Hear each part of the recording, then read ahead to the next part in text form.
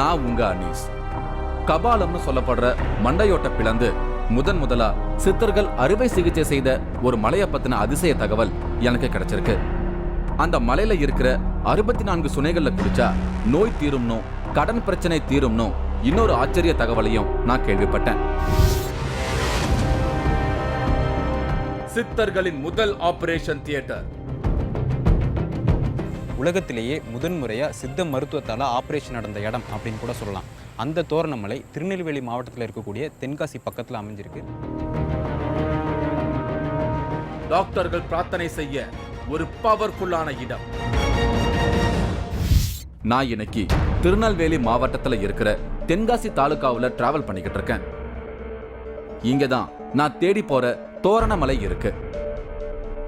இந்த தோரண மலையில தான் சித்தர்கள் காலத்துல மெடிசன்ஸ் பத்தின ரிசர்ச் நடந்திருக்கு. தென்காசியில இருந்து கடையம் போற பாதையில தான் இந்த தோரண மலை இருக்கு. இந்த நவீன காலத்தில் கூட தலையை ஓப்பன் பண்ணி ஆப்ரேஷன் பண்ணுறது அப்படிங்கிறது ரொம்ப பெரிய விஷயம். ஆனால் பல்லாயிரம் வருஷத்துக்கு முன்னாடியே சித்தர்கள் மூலிகைகளால் தலையில் கபாலத்தை ஓப்பன் பண்ணி ஆப்ரேஷன் பண்ணிவிட்டு மறுபடியும் அந்த மூலிகைகளாலேயே கபாலத்தை இணைச்சிருக்காங்க. அப்படி ஒரு அரிதான நிகழ்ச்சி நடந்த இடம் தான் தோரணமலை. உலகத்திலேயே முதன்முறையாக சித்த மருத்துவத்தால் ஆப்ரேஷன் நடந்த இடம் அப்படின்னு கூட சொல்லலாம். அந்த தோரணமலை திருநெல்வேலி மாவட்டத்தில் இருக்கக்கூடிய தென்காசி பக்கத்தில் அமைஞ்சிருக்கு. அந்த தோரணமலைக்கு தான் நான் இப்போ போயிட்டுருக்கேன்.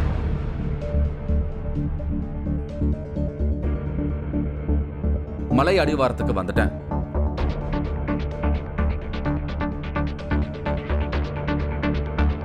சித்தர்கள் காலத்துல எல்லா சித்தர்களும் இங்க ஒன்று கூடி மூலிகை பத்தின ஆய்வுகளை கலந்து பேசியிருக்காங்க.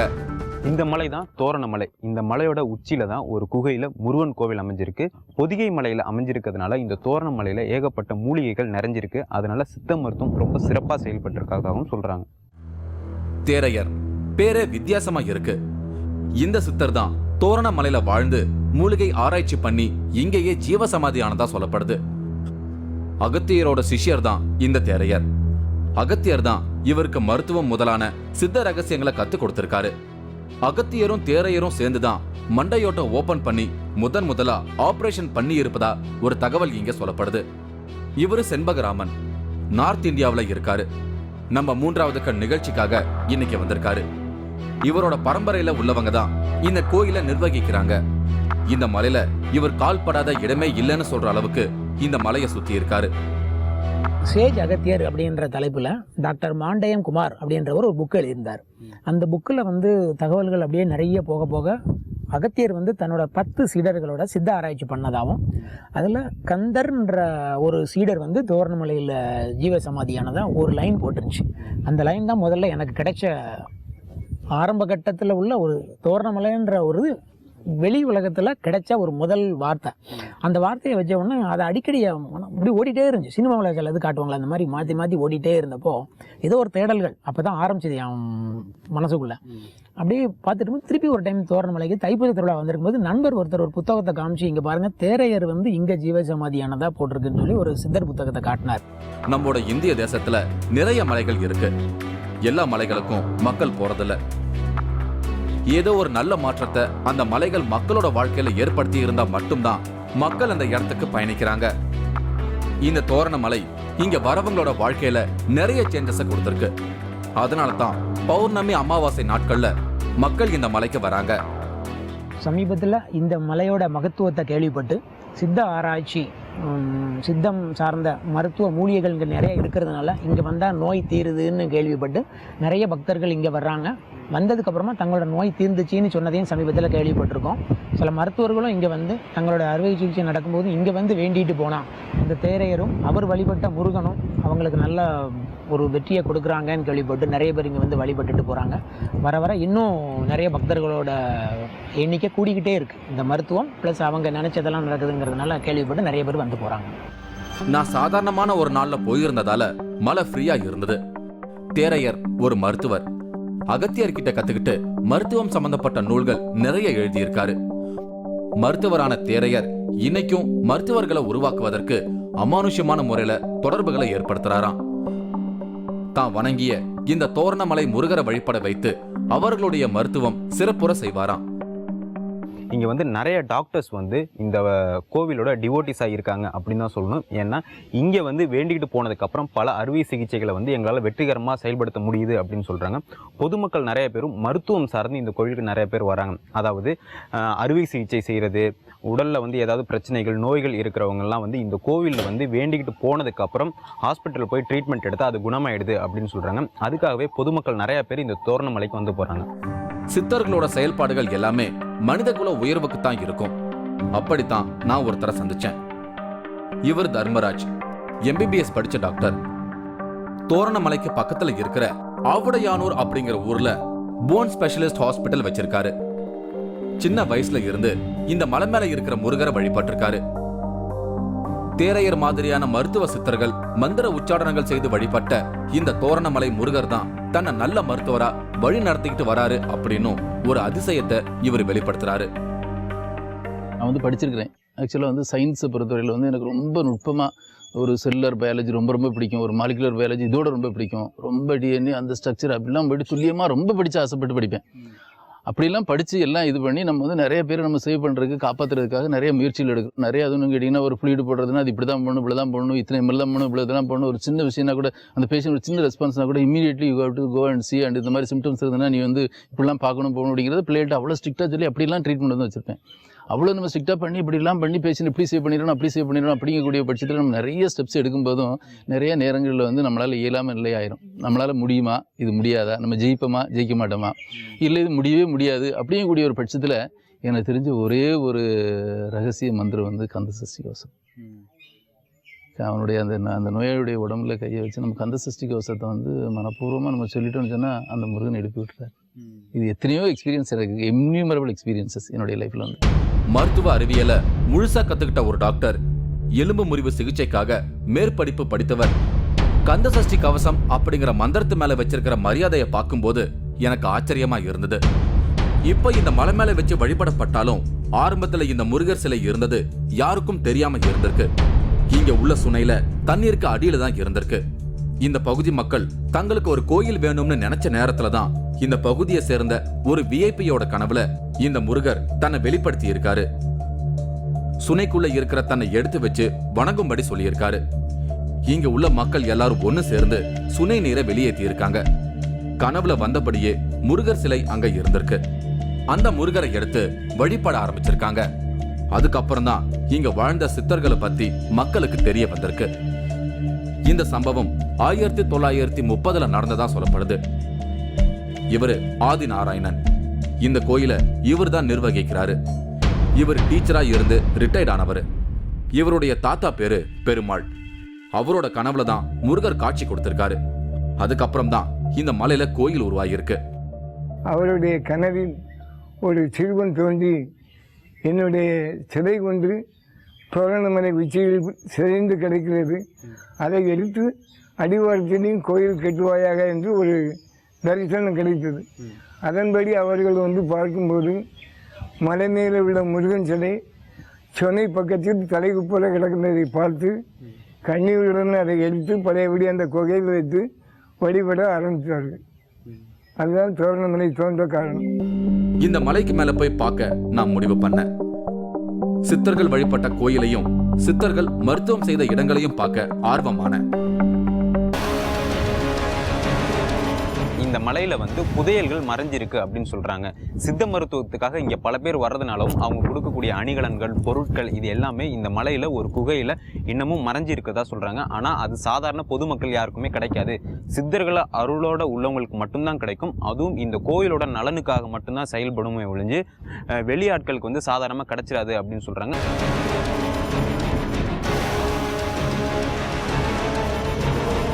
ஆச்சி மசாலா வழங்கும் 3வது cut powered by twin birds legging. இடைவேளைக்கு பின் தொடரும்.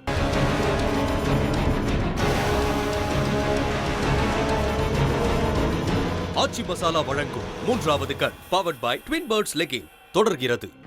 நான் இன்னைக்கு திருநெல்வேலி மாவட்டம் தென்காசி தாலுகாவில் இருக்கிற தோரணமலைக்கு வந்திருக்கேன். உலகின் முதல் ஆபரேஷன் தியேட்டர் இங்க தான் இயங்கி இருக்கு. ஆயிரக்கணக்கானவங்களுக்கு சித்தர்கள் இந்த மலையில வச்சு வைத்தியம் பார்த்திருக்காங்க. இன்னைக்கும் இங்க வந்து டாக்டர் ஸ்ப்ரே பண்ணிட்டு போய் தங்களோட நோயாளிகளுக்கு ட்ரீட்மெண்ட் கொடுத்தா அது சக்சஸ்ஃபுல்லா நடக்கிறதா ஒரு நம்பிக்கை இங்க இருக்கு. அதையெல்லாம் பத்தி பார்க்க தான் இன்னைக்கு நான் தோரணமலைக்கு வந்திருக்கேன். இந்த மலையில வந்து புதையல்கள் மறைஞ்சிருக்கு அப்படின்னு சொல்றாங்க. சித்த மருத்துவத்துக்காக இங்க பல பேர் வர்றதுனாலும் அவங்க கொடுக்கக்கூடிய அணிகலன்கள், பொருட்கள் இது எல்லாமே இந்த மலையில ஒரு குகையில இன்னமும் மறைஞ்சிருக்கதா சொல்றாங்க. ஆனா அது சாதாரண பொதுமக்கள் யாருக்குமே கிடைக்காது. சித்தர்கள் அருளோட உள்ளவங்களுக்கு மட்டும்தான் கிடைக்கும். அதுவும் இந்த கோயிலோட நலனுக்காக மட்டும்தான் செயல்படுமே ஒழிஞ்சு வெளியாட்களுக்கு வந்து சாதாரணமாக கிடைச்சிடாது அப்படின்னு சொல்றாங்க. அப்பேற்பட்ட புதையலும் இந்த மலைப்பகுதியில் வந்து புதைஞ்சிருக்கதா சொல்லப்படுது. இவர் முருகன் தோரணமலைக்கு பக்கத்து ஊரான பாவூர் சத்திரத்துல டிராவல்ஸ் வச்சிருக்காரு.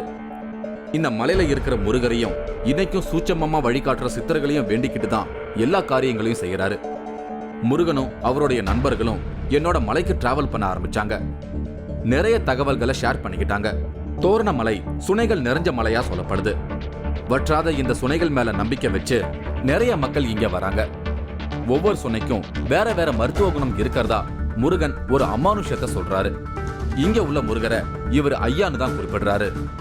எவ்வளோ சுனைகள் இருக்கு இந்த மலையில? கிட்டத்தட்ட இந்த மலையில் 64 சுனைகள் இருக்குது. அது நம்ம கண்ணுக்கு இப்போ புலப்படுறது 9 நீர் சுனைகள் தான் நமக்கு புலப்படுது. இந்த 9 நீர் சுனைகள் என்னென்னா வற்றாத சுனை. இந்த ஆடையோ கோடையோன்னு சொல்கிறாங்களா, எந்த கோடைக்குமே இது வற்றாது, எப்பவும் தண்ணி இருக்குது. ஆனால் எல்லா சுனையுமே ஒவ்வொரு மருத்துவ குணம். நீங்கள் பார்த்தீங்கன்னா நம்ம கீழே கூட டேஸ்ட்டு பார்த்தோம். இந்த சுனைகளை குடிச்சு பார்த்தா இது மாறுபட்டிருக்கும்.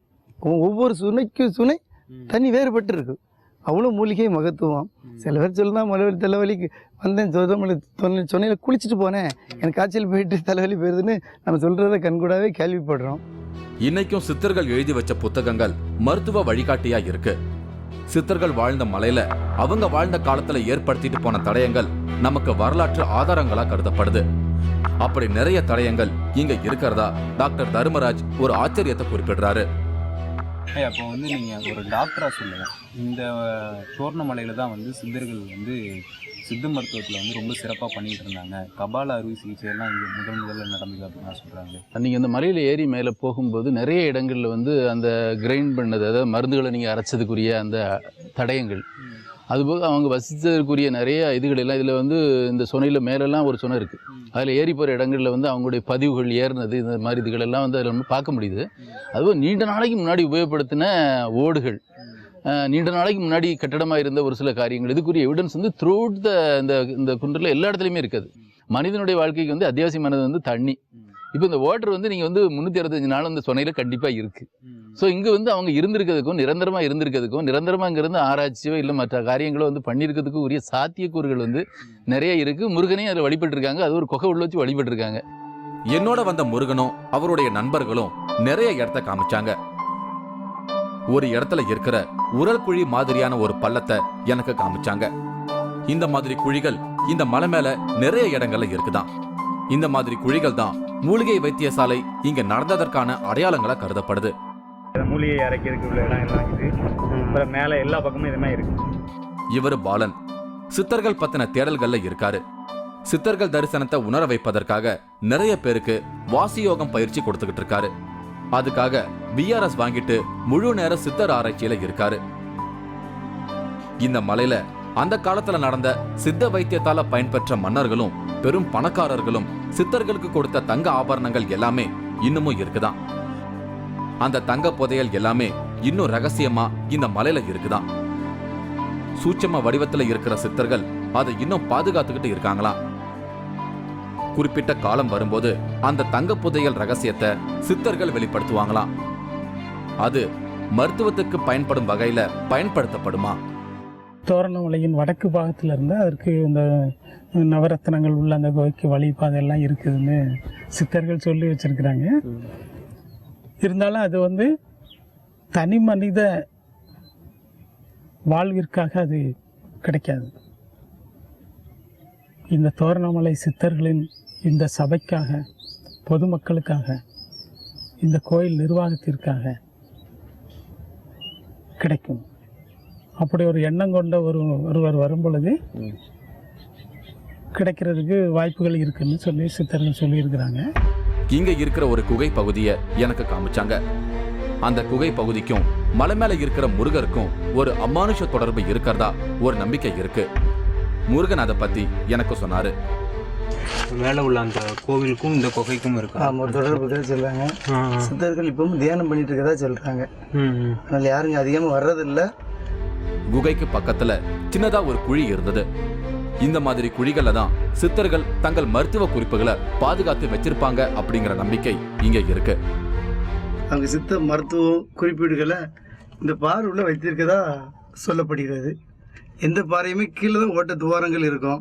ஆனால் இந்த பாறையில் பார்த்தீங்கன்னா மேல் பகுதி உள் வளைஞ்சி இருக்குது. இந்த குறிப்புனா ஓலைச்சுவடி இந்த மாதிரி ஓலைச்சுவடி அந்த மாதிரி. அந்த குழிக்குள்ள பாம்புகள் இருக்கிறதுக்கான வாய்ப்பு இருப்பதால என்ன உள்பகுதியில கைவிட வேண்டாம்னு முருகன் சொன்னாரு. பணம் அது தேவைப்படாத மனிதர்களே இல்லைன்னு சொல்லலாம். ஆனா சிலரோட வாழ்க்கையில எப்படி போராடினாலும் அவங்களோட கடன் சுமை அவங்கள உயர்வடைய வைக்காது. அப்படிப்பட்டவங்களுக்கு இங்க ஒரு தீர்வு கிடைக்கிறதா நம்பப்படுது. இது லக்ஷ்மி தீர்த்தம். இதுல குளிச்சா கடன் தொல்லைகள் விலகும் அப்படின்னு சொல்லப்படுது. இதான் நம்ம லட்சுமி தீர்த்தம்னு சொல்கிறது. இதில் வந்து பெரிய கடன் சுமை உள்ளவங்க வந்து ஒரு ட்ரிப்பு குளித்து அதனால் அவங்க கடன் சுமையெல்லாம் தீர்ந்த மாதிரி ஒரு பெரிய ஐதீகம். அதனால் இங்கே பக்தர்கள் வரும்போது இதில் புனித நீராடிட்டு மேலே போய் முருகனை தரிசிக்கிறது வழக்கமாக கொண்டிருக்காங்க. அவங்க கடன் பிரச்சனைகளும் கம்ப்ளீட்டாக தீர்ந்த மாதிரி எல்லாருமே சொல்கிறாங்க. என்னையா சொல்கிறீங்க? முருகன் சாஷ்டாங்கமாக அங்கே இருக்கான்யா. நான் அவன் என்கிட்ட கரெக்டாக 12 மணிக்கு அப்புறமா வருவான். ஒளியாக வருவான். 10 நிமிஷம் அப்படியே இருப்பான். ஆனால் இப்போ ஒரு வருஷமாக நான் அந்த முருகனை பார்க்கலையா.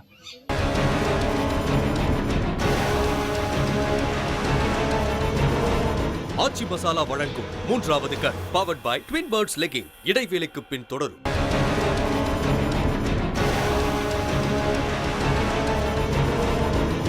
ஆச்சி மசாலா வழங்கும் 3வது கண் powered by twin birds legging தொடர்கிறது.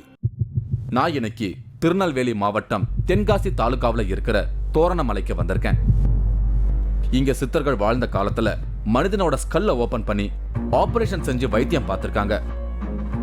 உலகின் முதல் ஆபரேஷன் தியேட்டராகவும் 1000 பேருக்கு மேல இங்க குகைகள்ல தங்க வச்சு சித்தர்கள் வைத்தியம் பார்த்த ஒரு இடமாகவும் இந்த தோரணமலை இருந்திருக்கு.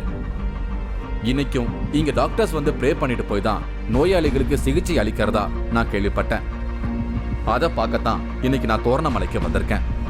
பொதிகை மலைத்தொடரில் அமைஞ்சிருக்க தோரணமலையோட உச்சியில் இருக்க பொதிகை மலைக்கு இந்த மலை தான் என்ட்ரன்ஸ். அதனால தான் இதை வந்து தோரணமலை அப்படின்னு சொல்கிறாங்க. சுமார் 900 படி ஏறி வந்தால் இந்த மலை உச்சியில் ஒரு குகையில் முருகன் கோயில் அமைஞ்சிருக்கு. உலகத்திலேயே முதன்முறையாக இந்த மலையில தான் கபால அறுவை சிகிச்சையும் நடந்திருக்கு. இந்த மலையில் ஒரு பகுதியில் ஒரு குகை மறைஞ்சிருக்கதாகவும் அந்த குகைக்குள்ளே சுமார் 1000 பேர் படுக்கை வசதியோட தங்கக்கூடிய ஒரு மருத்துவமனை செயல்பட்டு வந்ததாகவும் சொல்கிறாங்க. அந்த காலத்தில் அகத்தியரும் தேரையரும் தலைமையாக இருந்து பல சித்தர்களும் பல சிஷியர்களையும் வச்சுக்கிட்டு இங்கே வந்து ஒரு சித்த மருத்துவத்தையே நடத்தியிருக்காங்க. தினமும் ஒரு 1000கணக்கான மக்களுக்கு மருத்துவ சிகிச்சை கொடுத்துருக்காங்க. சித்தர்கள் வழிபட்ட தெய்வம் முருகர் இருக்கிற இடத்துக்கு வந்துட்டோம். கோயில் சின்னதா இருந்தாலும் இங்க ஒரு நல்ல வைப்ரேஷனை உணர முடிஞ்சுது. இந்த கோயில் இருக்கிற பகுதியில தான் சித்தர்கள் காலத்துல மிகப்பெரிய ஹாஸ்பிட்டல் நடந்ததா சொல்லப்படுது. கிட்டத்தட்ட 1000 பெட்டுகளை வச்சு சித்தர்கள் மிகப்பெரிய மருத்துவ சேவை செய்திருக்காங்கன்னு ஒரு ஆச்சரியமான தகவல் எனக்கு கிடைச்சது. இதில் முருகர் ஐயா சன்னதி நேர் ஏத்தாப்புல அந்த பாறை வந்து அதிசய பாறை. இங்கே பாருங்க தெரியும் உங்களுக்கு. அந்த பாறையில் எல்லா பலமும் வடக்கு பக்கமாகவே இருக்கும். ஆனால் பாறை சாயாது. அது வந்து ஒரு குகைக்கு திறப்பு தோரணம் மாதிரி தெரியுது. அதில் அது உள்ள என்ன சொல்கிறாங்கன்னா சித்தர்கள் மூலிகை ஆராய்ச்சி மையம் இது உள்ளே தான் நடத்துனதாகவும் உள்ளக்கிட்ட சுமார் ஒரு 1000 பெட்டு போட்டு அங்கே ட்ரீட்மெண்ட் நடந்ததாகவும் ஒரு குறிப்பிட்ட நாளுக்கு வச்சு நம்ம கணக்கெல்லாம் காட்டுவாங்க. அங்கே மாதிரி இப்பவும் சொல்லப்படுகிறது. தன்னோட குரு அகத்தியர் கிட்ட தேரையர் சித்தர் கத்துக்கிட்ட விஷயங்களை வச்சு இந்த மலையில மிகப்பெரிய வைத்தியசாலைய தேரையர் நடத்தி இருப்பார்னு சொல்லப்படுது. மந்திர உச்சாரணங்கள் செய்து வழிபடுற முருகர் தங்களுக்கு அமானுஷமான முறையில துணை இருப்பாருன்னு சித்தர்கள் நம்பி இருக்காங்க. அதனால தான் தெய்வத்தோட துணையோட வைத்தியம் பார்த்திருக்காங்க. தெய்வத்தை வழிபட்டு சித்தர்கள் செய்த வைத்திய முறை மாதிரி காலங்கள் கடந்தும் இன்னைக்கும் சில நம்பிக்கைகள் இருக்கு. இன்னைக்கும் தனக்கு இக்கட்டான நேரத்துல முருகர் தான் தன்னை காப்பாத்துறாருன்னு டாக்டர் தர்மராஜ் ஒரு அமானுஷத்தை வெளிப்படுத்துறாரு. இந்த தோரணமலை முருகரை வேண்டிக்கிட்டா நிச்சயம் வெற்றி கிடைக்கும்னு தர்மராஜ் சொல்றாரு. Even during my surgeries complicated cases நிறைய நேரங்களில் பயங்கர காம்ப்ளிகேட்டட் கேஸ். ஒரு பார்த்தீங்கன்னா ஒரு போனை ஃபிக்ஸ் பண்ணிகிட்டு இருப்போம், ரொம்ப கஷ்டமாக இருக்கும். ஒரு ஃப்ராக்மெண்ட் வந்து உட்காராது, அது கண்டிப்பாக அது வந்து உட்கார்ந்தா தான் நமக்கு ரிசல்ட் கிடைக்கும். அங்கே பிடிச்சி அதை பிடிச்சி இதை எப்படி அசிஸ்டண்ட்டை ஹெல்ப் பண்ண சொல்லி என்னவோ பார்ப்போம், உட்காராது. முருகான்னு சொல்லி அவர் நினச்சிட்டு இது பண்ணிட்டோம்னு சொன்னால் அது வந்து உட்காரும். இது எல்லாமே வந்து நம்ம வந்து என்ன சொல்கிறது, இது வந்து நம்ம நேரடியாக பார்க்கல, பட்டு இது எல்லாமே நம்மளுடைய டே டு டே லைஃப்பில் வந்து நடந்துக்கிட்டே இருக்குது. சித்தர்கள் வழிபட்ட முருகரோட கருவறைக்கு வந்தேன். முருகரை வேண்டிக்கிட்டேன். சூட்சமமா இன்னைக்கு உணரப்படுற தேரையரை வேண்டிக்கிட்டேன்.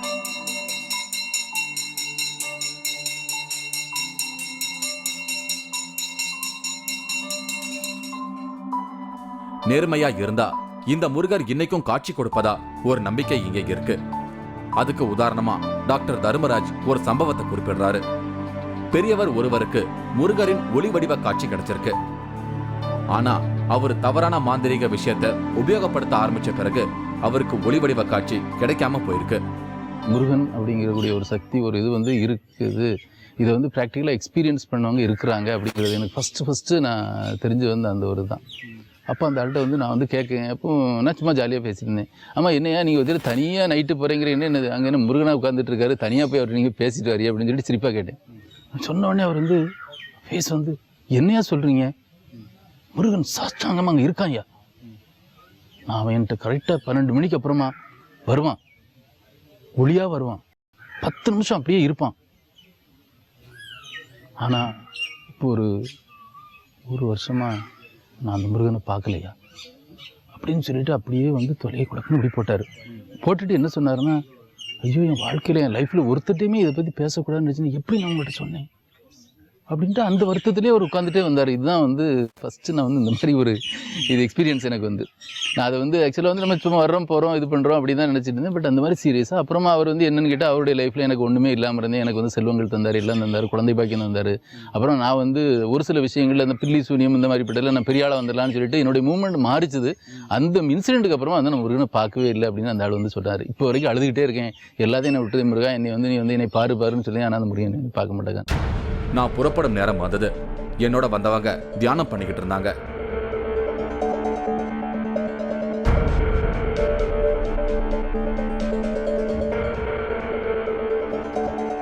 எனக்கு இந்த மலைக்கு வந்தது புதுமையான அனுபவமா இருந்தது. சுனைக்குள்ள இருந்த முருகர் திடீர்னு ஒருத்தர் கனவு மூலமா தன்னை வெளிப்படுத்தின சம்பவமும், இன்னைக்கு 3வது கண் நிகழ்ச்சி மூலமா என்னை இங்க வர வச்சு இந்த தோரணமலைய உலகம் முழுக்க தெரிய வச்ச சம்பவமும் எனக்கு வியப்பா இருந்தது. சித்தர்களோட எல்லா செயல்களுக்கும் ஏதாவது ஒரு காரணம் இருக்கும். குறிப்பிட்ட நேரம் வரும்போது அது உணரப்படும். நான் இங்க சந்திச்ச எல்லாருக்கும் மனசுக்குள்ள நன்றிய சொன்னேன். தோரணமலையை விட்டு புறப்பட்டேன். அடுத்த ஒரு அமானுஷ நிகழ்வோட நான் உங்களை சந்திக்கிறேன். அதுவரை உங்களிடமிருந்து விடைபெறுகிறேன்.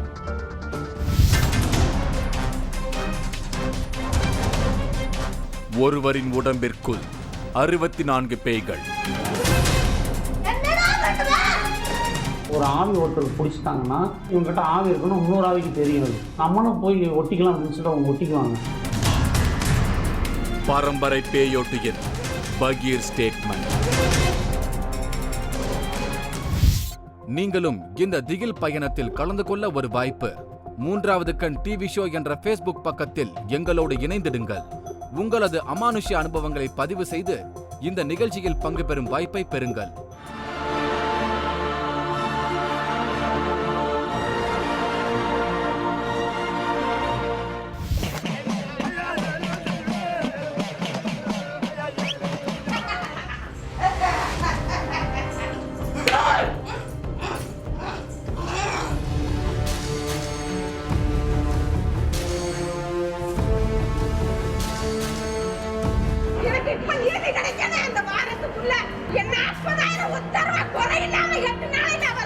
சின்ன வச்சு அவ கரைய சின்ன வச்சு நீ கொடுக்கணும்.